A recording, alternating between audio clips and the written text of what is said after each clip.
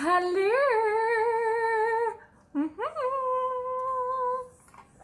Hello, my friends.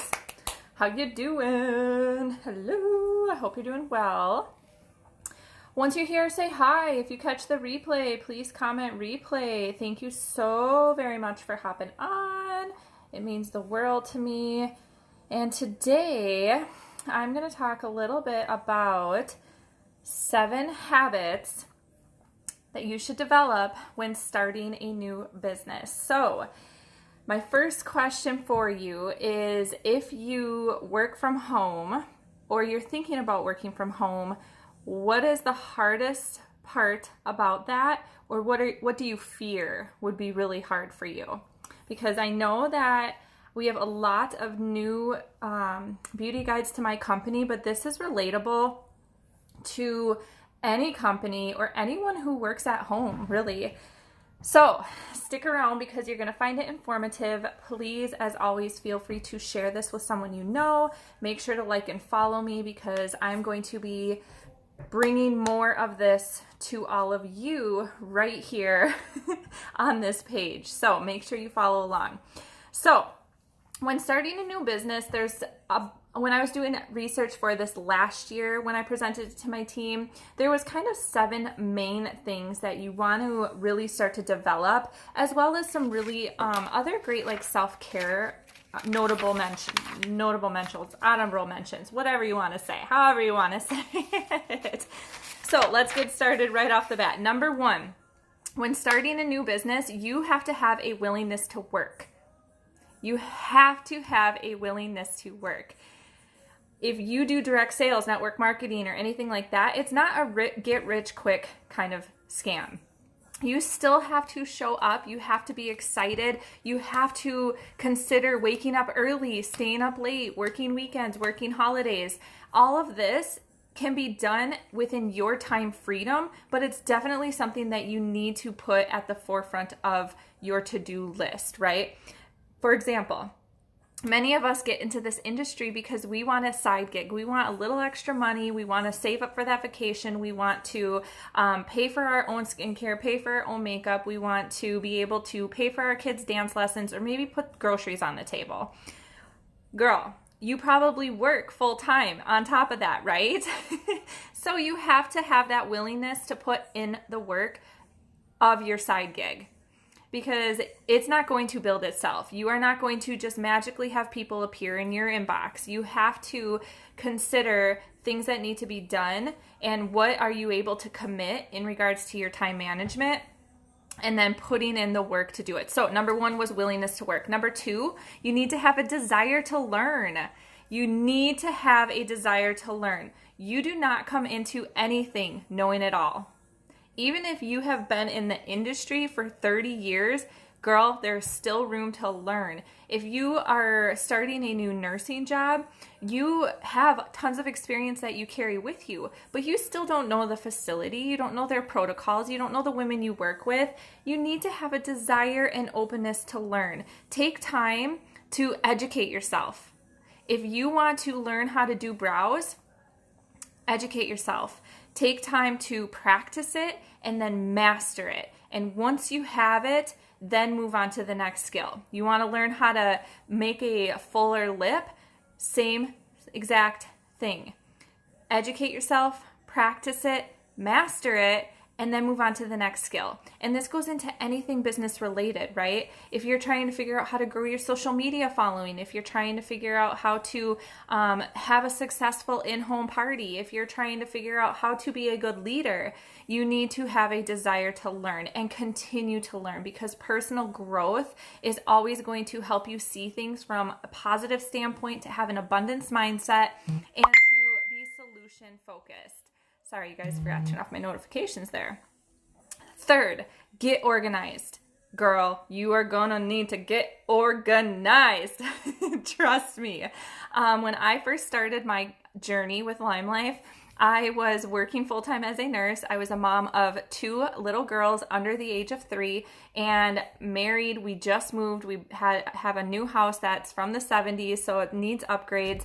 I needed to schedule my life because I had priorities that I had to work around, right?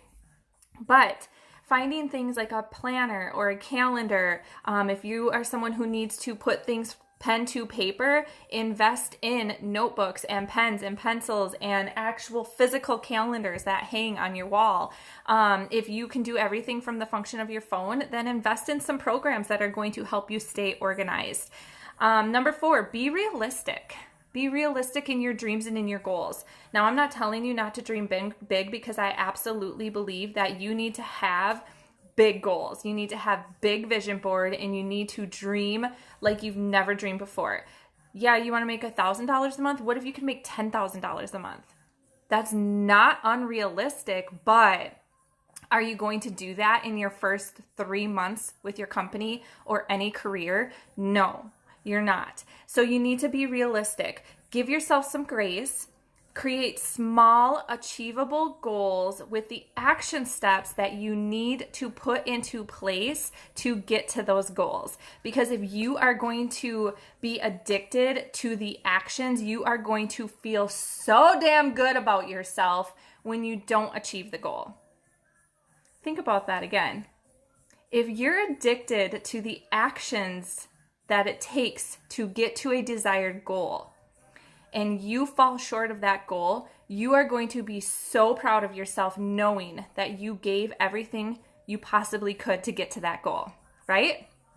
I know that's true for me anyways. Like, I know that if I set a goal for the month and I know that I showed up on social media, that I was talking to my clients and my customers, that I was reaching out to women, asking them if they'd be open to learning more about my products or my company, that I worked on coaching calls with my team to help them get to their goals and their dreams. If I know I did those things and I still fell short, I actually can go to sleep at night knowing that I did everything I could. Can I always do more? Yes, that circles back to have a desire to learn. Could I have been better organized? Yeah, I probably would have got more achieved if I was better organized, right? So be realistic in your goals, but also dream big. And don't sell yourself short because anything is possible. Anything is possible. Number 5, prioritize your business. So in the beginning, I said number 1 is a willingness to work, but you still have to set priorities in your business. If you were to open up a boutique, a brick and mortar boutique, right? You have an actual lease that you pay for on your building. You have customers walking physically into your building. You need to show up. You need to be there, right? And when an employee quits, you're the owner, so who takes charge of that? Who fills in those slots where she was scheduled to work? You do. So prioritize your business, just like anything else. If you want to have that $10,000 a month paycheck, then you need to increase the amount of effort and the amount of actions to get to that goal. Truth? This is your business. This is your baby. You want the big dreams, the big goals, you have to prioritize it. If you simply want to put groceries on your table, girl, that's no easy feat either. Prioritize your business and see how much you can put groceries on your table month in and month out. Prioritize your business. Number 6, be willing to pivot. Holy crap. Did we just come off a year of straight up pivoting? Did we not? Be willing to pivot. If you are doing something over and over and over again, and you've given it 3 months of the same action and it's not producing results, you need to try something different. Pivot. Make a change to your business plan. Do something different. Find a different plan of action. Because what works for me isn't going to always work for you. I can coach you through the different things that work to help in me develop my leadership skills, or how I get high sales every month, or what I do for attraction marketing, like things like that. But it may not always work for you. And so you definitely want to give the effort and put in the work. Be realistic, prioritize your business. But if it's not working for you, you have to know that it's okay to pivot, learn something new, and give that a try and see what kind of results you get from that. And in 2020, I swear we learned more than anything that you definitely need to know how to how to pivot. It also comes back to your mindset, right? If you have a positive mindset, you could be told the worst news in regards to something that's happening in your business. And you may, for a hot second, have a hot flash, but you know right away how to go from what could potentially be destructive to completely an amazing outcome, right? Because you know how to, that's like having good leadership skills. You know how to take a circumstance that maybe could be viewed by others as not so good and realize actually how it can be super beneficial. So be willing to pivot. Number 7, you need to develop a routine. So a great example of this that I shared last year when I did this training was that every day, if you work outside of the home, or when you did work outside of the home, right? You would wake up in the morning, you would work out, you would get your kids ready, you would drop them off at daycare, you would go to work. You would, again, in the morning, you would get up in the morning, you would have your protein shake, eat some eggs, and drive to work, listening to your favorite podcast. That's your routine, right? The moment you walk through the doors of your building, your mind flips a switch into work mode. Now, what do you do at home to keep that same exact perspective? When you're at home, it is so easy to get lost in the commotion of what's going on around you. You 100% have to flip your mind into work mode. And a couple of things that can help with that is schedule yourself breaks.